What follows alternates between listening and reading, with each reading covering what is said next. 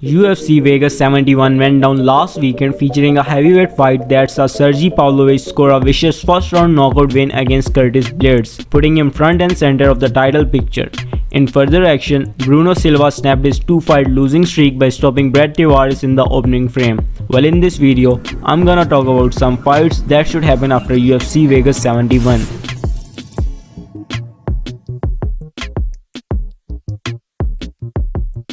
This is a no-brainer. Pavlovich is head and shoulders above every other contender and has already established himself as one of the most fearsome knockout artists in the heavyweight division. The Russian will surely face the winner of Jon Jones vs Stipe Miocic, and that would be a fantastic pay-per-view main event. Either one of them would be an exciting battle and generate a lot of buzz and sales. If Jones vs Miocic is not happening soon, then I would recommend Pavlovich vs Jones as early as possible.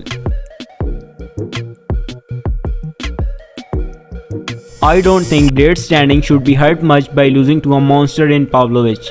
Well, in his next fight, I will recommend having him face two-time title challenger and former interim champion Cyril Gane, who is also coming off a loss. Makes perfect sense. This will answer a lot of questions about both men. Has Gane improved his takedown defense and ground skills enough to neutralize the best grappler at heavyweight today? Or can Blaydes avoid being knocked out by a highly skilled striker like Gane? It would be a highly anticipated matchup. Additionally, the loser remains the top contender while the winner is thrust back into the title picture. Nurmagomedov has clearly established herself as the best featherweight challenger and has solid wins over previous title challenger Felicia Spencer as well as Aspen Ladd and now Rosa. She now deserves the title shot for sure.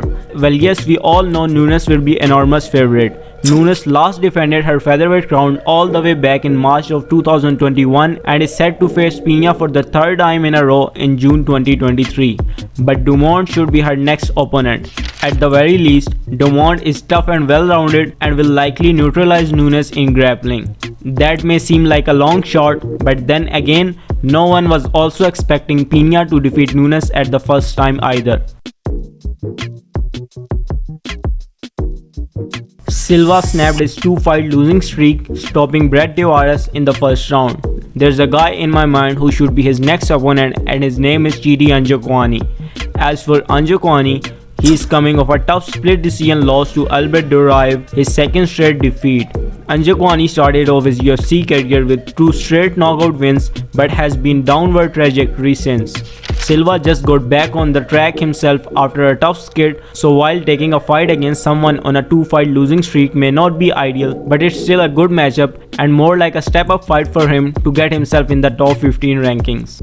Bobby Green vs Jared Gordon ended in no contest in the very first round, so I would like to see them fight again. I would say just run it back. These were just my personal opinions about the fights that should happen after UFC Vegas 71. If you have some other fights in your mind, please let me know in the comment section. If you liked the video, make sure to hit the subscribe button and stick with the channel.